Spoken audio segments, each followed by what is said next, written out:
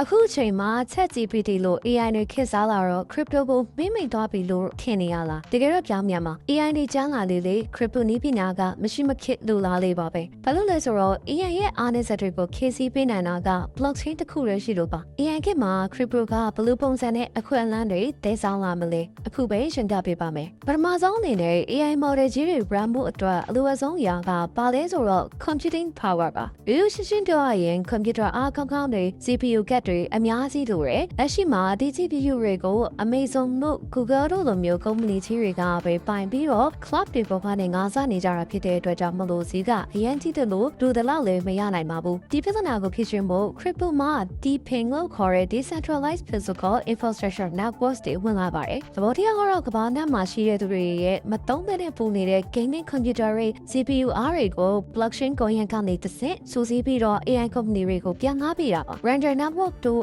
Arc network တို့ကဒါမျိုးတွေပေါ့ဒီနည်းလမ်းကဘောချုပ်ကမှုမရှိသလိုမျိုးဈေးလဲပိုတက်တာရယ်ပြီးတော့ကိုယ်တွေလိုမျိုးတာမန်သူတွေအနေနဲ့လည်းကိုမှရှိတဲ့ hardware တွေကိုငှားပြီးတော့ဝင်ငွေပြန်ရှာနိုင်တဲ့အခွင့်အရေးတစ်ခုဖြစ်လာပါတယ်ဒုတိယချက်ကတော့ AI agent တွေနဲ့ငွေပေးချေမှုစနစ်ပါအနာဂတ်မှာ AI agent လို့ခေါ်တဲ့စက်ရုပ်တွေကကိုရီအစားအလုပ်လုပ်ပေးတော့မှာပါဥပမာကိုယ်အစားခီးသွားဖို့လက်မှတ်ဖြတ်ပေးတာ online shopping လုပ်ပေးတာမျိုးပေါ့ပြဿနာကဒီ AI စက်ရုပ်တွေကဘန်သွားပြီးတော့ account ဖွင့်လို့မရဘူး visa ကတ်လျှောက်လို့မရပါဘူးပြီးတော့သူတို့အခြေချင်းငွေပေးချေဖို့အတွက်အသစ်တော်ဆုံးကတော့ crypto ပါပဲ crypto က internet ရဲ့မူရင်းငွေကြေးဖြစ်တဲ့အတွက် AI တွေက wallet data တစ်ဆင့်24နာရီပတ်လုံး dynamic မရှိဘဲ USDC တို့လိုမျိုး Lightning network ကိုသုံးပြီးတော့ငွေပေးချေနိုင်မှာဖြစ်ပါတယ်ဒါကစက်ရုပ်ချင်းချင်းငွေပေးချေတဲ့ machine to machines economy ကိုစတင်စေမှာပါနောက်ထပ်အရေးကြီးတာတစ်ခုကတော့ data provenance တို့ခေါ်တဲ့သတင်းချက်လက်မှန်ကန်ကြောင်းစစ်ဆေးခြင်းမှာပဲအခုဆိုရင် AI နဲ့ဖန်တီးတဲ့ deepfake တွေသတင်းတုတွေရုပ်သံတုတွေကအရင်များလာပြီဘယ်ဟာကလူလောက်တာလဲဘယ်ဟာက AI လောက်တာလဲခွဲဖို့ခက်လာတဲ့အချိန်မှာ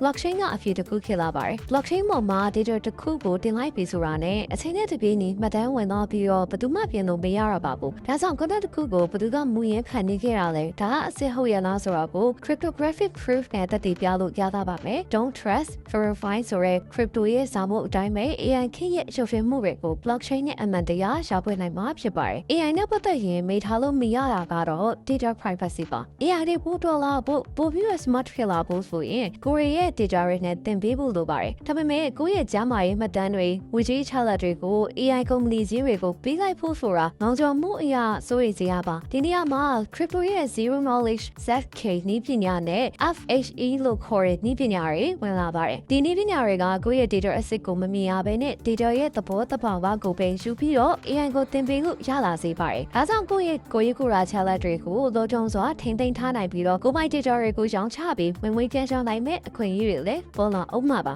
trading လောကမှာ AI ဝင်လာတာကရိုးရိုးရှင်းရှင်း indicator အသစ်တစ်ခုရလာမျိုးမဟုတ်ဘဲနဲ့ trading ပုံစံတစ်ခုလုံးကိုအမြင့်ကလန်ပြောင်းလဲပြမဲ့အခြေအနေပါအရင်ကကိုရီသုံးနေကြ great wall trade DCA block trade ဆိုတာကလူကကြိုသတ်မှတ်ပေးထားတဲ့စီးနီယံတိုင်းပဲအလုပ်လုပ်တာလေဈေးဘလောက်ကျရင်ဝယ်မယ်ဘလောက်တန်ရင်ရောင်းမယ်ဆိုတာထပ်ပုံမလုပ်တတ်ဘူးဒါပေမဲ့ AI ခေတ်မှာကတော့ AI agent တွေက market sentiments တွေကိုနားလည်လာပြီဥပမာ Elon Musk က Dogecoin နဲ့ပတ်သက်ပြီးတော့ tweet တစ်ခုတင်လိုက်တာနဲ့ဒါမှမဟုတ် FED ကအတွန်းနှုတ်တက်မယ်ဆိုတဲ့သတင်းထွက်လာတာနဲ့ဒူရီထက်တောင်မှပုံမြက်မြက်သတင်းဆက်လက်တွေကိုဖမ်းယူပြီးတော့ order ဖွင့်နိုင်တဲ့အဆင့်ကိုရောက်လာပါလိမ့်မယ်အပြီးတော့ technical analysis ပိုင်းမှာဆိုရင်လည်း AI ကခုထပ်ပို့ပြီးတော့ဒီကြလာနိုင်တဲ့ဥပမာ smart money concept လိုမျိုး short trade trading strategy တွေမှာဆိုရင် order block တွေ liquidity swap ဖြစ်တဲ့နေရာတွေကိုညတောင်မခက်တန်းရှာဖွေနိုင်မှာပါ trap ပေါင်းရာချီကိုတစ်တိုင်းနဲ့စောင့်ကြည့်ပြီးတော့ pattern တူတာတွေ breakout ဖြစ်နိုင်ခြေရှိတာတွေကိုတွက်ချက်ပေးနိုင်တော့ trader တယောက်အနေနဲ့အခွင့်အရေးလက်လွတ်သွားတာမျိုးသိရှိရမှာမဟုတ်ပါဘူးဒါအပြင် on-chain data တွေ glue ခေါ်တဲ့ blockchain ပေါ်က wallet အပြောင်းအရွှေ့တွေကိုလည်း AI ကအခြေနဲ့တကင်းကြီးဆောင်ကြည့်ပေးနိုင်တယ်ဝေးချေဘယ်ရှင်မှစုနေလဲဘယ်ရှင်မှထုတ်ရောက်မှုပြင်းနေလဲဆိုတာတွေကိုလူအောင်တော့နဲ့လိုက်ကြည့်ဖို့မနိုင်ဘူးဆိုပေမဲ့ AI ကတော့ data ပေါင်းတန်းချီကိုစက္ကန့်ပိုင်းအတွင်းသုံးသပ်ပြီးတော့ market trend ကိုကြိုတင်ခန့်မှန်းတာမျိုးတွေလုပ်ပေးနိုင်မှာဖြစ်ပါတယ်ဒါရင်မကသေးပါဘူး trading မှာအရေးကြီးဆုံးကစိတ်ခံစားချက်ပါလူတွေကအမြင့်နည်းနည်းရရင်စောစော trade နေအယုံပေါ်ရင်တော့ပြတ်တက်မလားဆိုပြီးတော့မျောလင်းစက်နဲ့ကင်ထားတတ်တယ် AI မှာကတော့ FOMO လည်းမရှိဘူး FUD လည်းမရှိပါဘူးသူရဲ့ strategy အတိုင်းတိကျစက်ရုပ်လိုကုတ်ကဲမှာဖြစ်တဲ့အတွက် risk management ဘိုင်းမှာလူထက်တောင်မှအများကြီးကိုမှသားပါတယ်ဒါကြောင့်နောက်တစ်ချိန်မှာ trader ကောင်းတရားဖြစ်ဖို့ဆိုတာ chart ကြည့်တဲ့ရုံနဲ့မလုံလောက်တော့ပဲနဲ့ဒီလို AI tools တွေကိုဘယ်လိုသုံးချမလဲဆိုတာကအဓိက urge တစ်ခုဖြစ်လာပါလိမ့်မယ်စိန်ခေါ်မှုများဒါပေမဲ့အရာအလုံးကချောမွေ့နေမှာတော့မဟုတ်ဘူးစိန်ခေါ်မှုတွေလည်းရှိနေပါသေးတယ်အဓိကကတော့ scalability ပါ AI ကထုတ်ပေးတဲ့ data တွေကအရင်များပြီးတော့အရင်မြန်တယ်လက်ရှိ blockchain တွေကအဲ့လောက်များတဲ့ data ပမာဏကိုချက်ချင်း process လုပ်နိုင်ပါမလားဆိုတာမေးခွန်းထုတ်စရာဖြစ်နေတယ်ပေါ့နော်ပြီးတော့ regulation ကိစ္စ